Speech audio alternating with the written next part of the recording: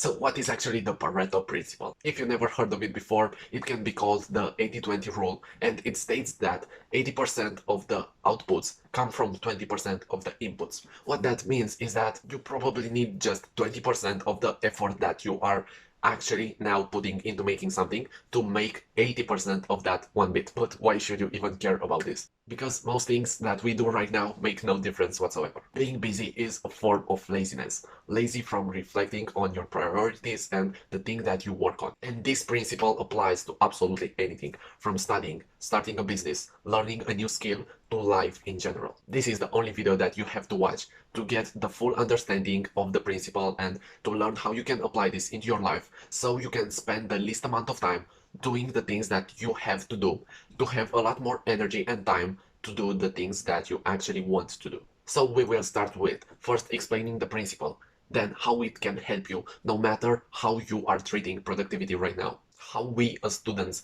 can apply this principle to learn effectively, not just efficient. And last, a few other examples in which I use Pareto principle. Now let's start with the explanation. Being overwhelmed is often as unproductive as doing nothing, and it's far less enjoyable. Being selective and doing less, it's the path for productivity. So just focus on the important few and ignore the rest. For me, it's easy to get caught in perfectionism, but what I try to remember is that the lack of time means lack of priorities. So take time to smell the roses, or in this case, to reflect on what is actually the thing that is driving most of your outcome.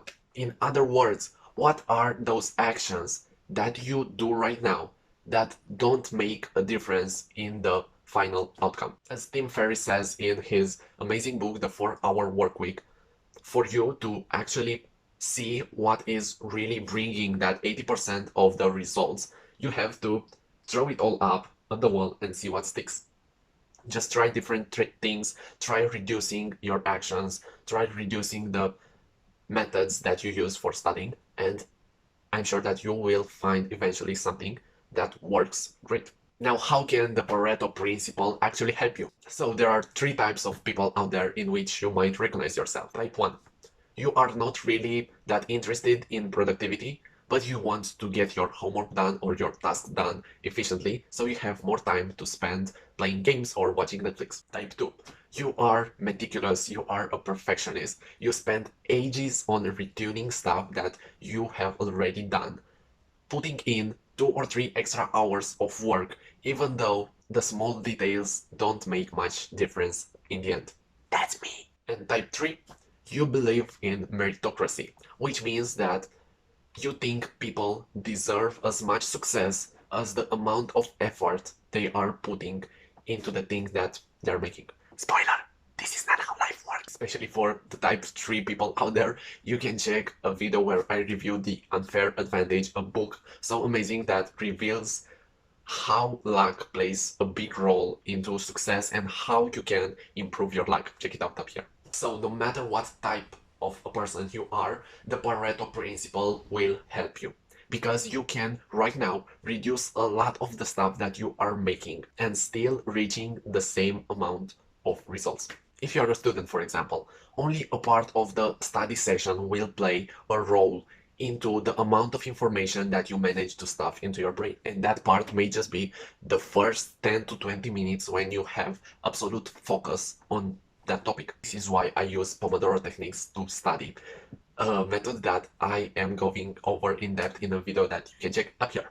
And if you are using a lot of studying methods like highlighting, summarizing, underlining, active recall, flashcards, spaced repetition, mind maps, then just a few of those methods are the ones that are driving in the most of your results. For me, how I study is using spaced repetition and active recall combined in an amazing flashcard app called Anki.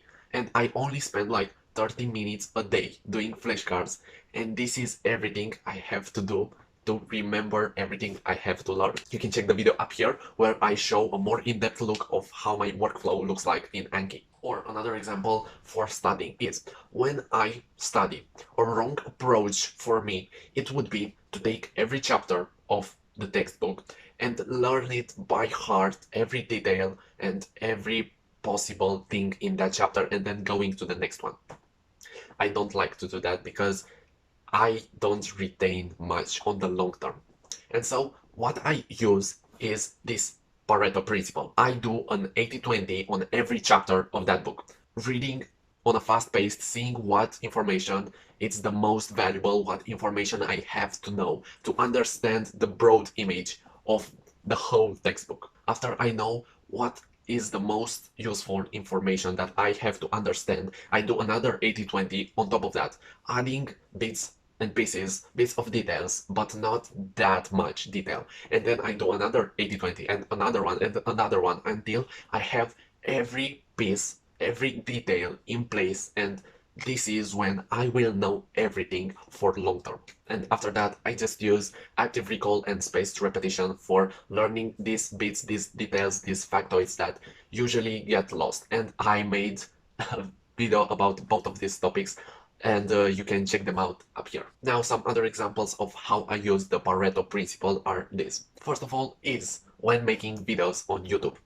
I realized that editing doesn't play that big of a role into the outcome of the video. And so I realized that I have to put a lot more effort into making a great thumbnail, making a great title, and then having a great, well-organized script and a great story. And that's basically it. I just have to talk a little bit better, and the editing, it's not that important. And so I reduced my time spent on every video with like 3 to 4 hours, because now I am not that perfectionist when it comes to editing.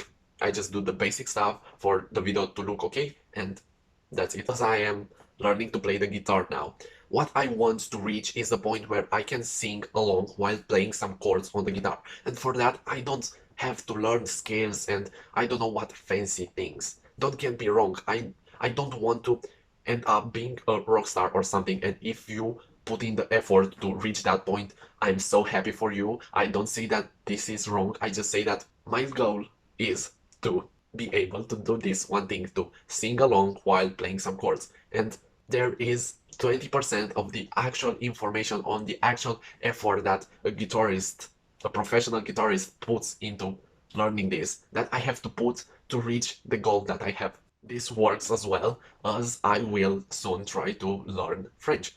I want to speak French, to be able to share my thoughts, to share my ideas with native French people, and for them to understand what I want and what I'm saying. And for that, I don't need grammar.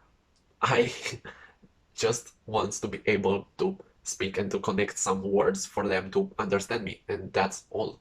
And for that, I just have to know the core words that make up the language and some principles of that language, and that's basically it for learning French for me. The thing is that we want to differentiate between being efficient and being effective, because being efficient on the things that are not that important is nothing, and it can act just like a cover. You may think that you are so productive and that you are doing so much for your future, when in fact you are not. This is a big mistake that I used to make, to think that I am busy from actually taking in the time to reflect on my life and see what I really have to do and what my priorities are and what is the most important thing that I have to do to get me closer to my goals. And after taking an online course, I found some exercises that work flawlessly. So, from now on, ask yourself these questions.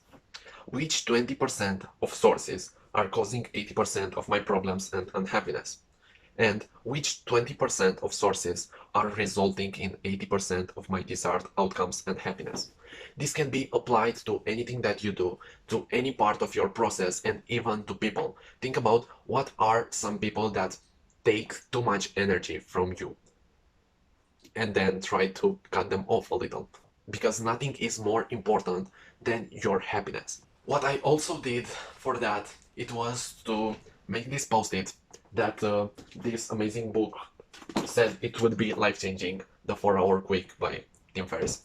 And I wrote this post-it which says, are you inventing things to do to avoid the important?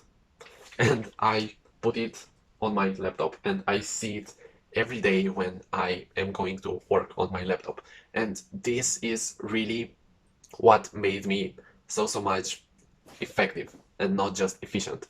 Every day I am trying to ask myself this whenever I go to my laptop and whenever I found myself doing something useless.